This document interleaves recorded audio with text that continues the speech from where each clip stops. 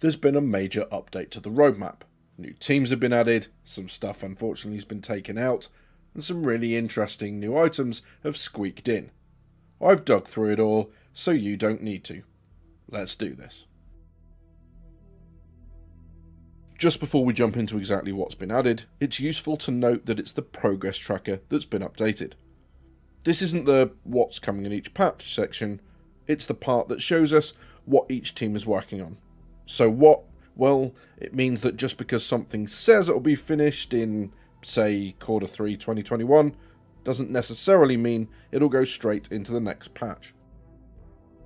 20 new teams have been added in all, so I'm putting those teams on your screen now rather than reading them out, because that's no fun for you or me. First up, the bad news, and a few things have dropped off the tracker. Unfortunately, some of those are going to upset some people.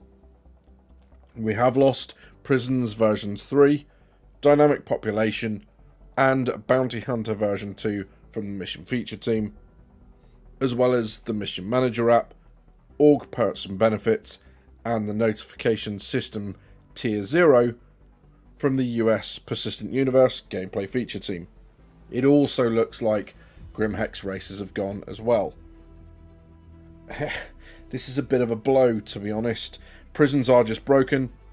Bounty Hunters version 2 would breathe some real life into the gameplay at the moment, so not having either of those, I guess we're just going to have to accept that, this one's going to be very much content light. On the upside, lines have been added for persistent hangars and persistent habs, as well as the ability to sell stuff back to vendors. It's also been confirmed that we'll get information on patch 3.17, the first patch of 2022, sometime towards the end of May. The AI content team are working on an illegal goods dealer, who's a wandering vendor, always on the lookout for security. It kind of sounds like we're going to have to head to the shadier parts of town to be away from security patrols, buy whatever we need, and then kind of dodge security so that we don't get caught with it on our person. Cybernetics concept work will start in June, meaning more serious injuries will see players replacing limbs and other body parts. It would be great if you could get things like cybernetic eyes to get additional information like the HUD that you get with a helmet on but without your helmet on. And it would be obvious if you got a cheaper one because you've got kind of metal around the eye, or you can pay lots more for an upmarket one to kind of have it almost as like a hidden advantage. We'll see what comes, but that's kind of what jumps to mind when you talk about that. And also, Space Whale in concept art stage. Great. Firesprite is the studio working on Theatres of War, and actually one of the scenarios, the entire description has been uploaded. It's called Crossroads of Crime, and it says this.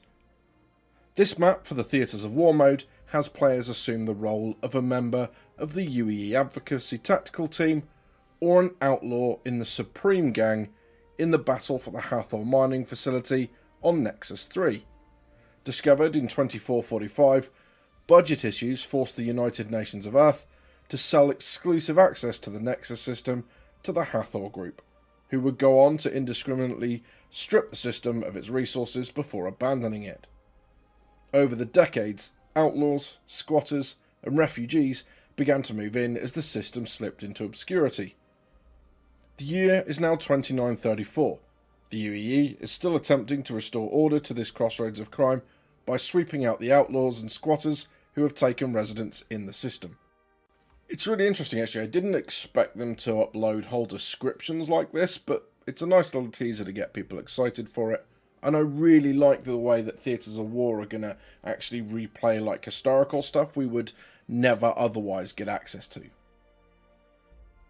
Lines have been added for long-distance probes that are capable of quantum travel, as has Loot Tier 0 and Tier 1 and ship-to-ship refueling.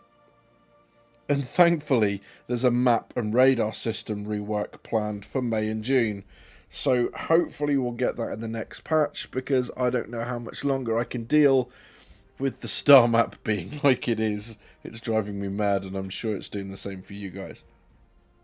There's also a really interesting line in the VFX team that says RSI Bengal. Well, we're not going to get it playable, but I'll be interested to see what they do with that. Maybe we get to see it in game. Maybe that's for Fleet Week. I don't know. I know you think you know what I'm going to say next and the reasons why I'm saying it, but it isn't. A lot of this information could change, and that's because the roadmap has crashed 4 times since I've started putting this information together for you guys. They're having some issue with it. They keep taking it offline for maintenance. Things don't seem to be appearing under certain teams unless you switch all the filters on. Which means I'm not 100% convinced that each team is reading all of the lines correctly. So there may well be some really interesting stuff in there I haven't touched on. If that's true, then my excuse is that the roadmap's balked and it's taken me ages and God, I just need to go to bed. This is going to be a pretty tough update on some people. People who play criminal stuff. There's not a lot of content there anyway. Prisons are balked, and now to find out that Prisons version 3 has gone down the line, yeah, that's tough. People doing the bounty hunting, they lost Surrender out of patch 3.13. Bounty hunting version 2 is now slipped. Again, it's a shallow gameplay loop at the moment, and that's not going to help anyone's feelings on the matter. I think sometimes CIG, they're obviously being transparent because, they're transparent to the point where it's obvious to us things have slipped. And, that's working in CIG's favour on the honesty stakes, but sometimes I think if you're going to promise stuff to people on the internet, you better make sure that you deliver to those people on the internet. Otherwise, people are not going to be happy. And I think right here, there are a whole raft of reasons for people to be genuinely upset. It's not all bad. There's a lot in here that's positive. I just think they were pretty core bits that I was looking forward to seeing at some point this year. And they've all gone. So, really keen to know what you think, especially if you're into criminal or bounty hunting gameplay, but anything on the roadmap update, whether I've covered it or not, let me know down in the comments. Really keen to hear from you. You've been watching Drinkers with Gaming Problems. Thank you very much for stopping by. See you soon.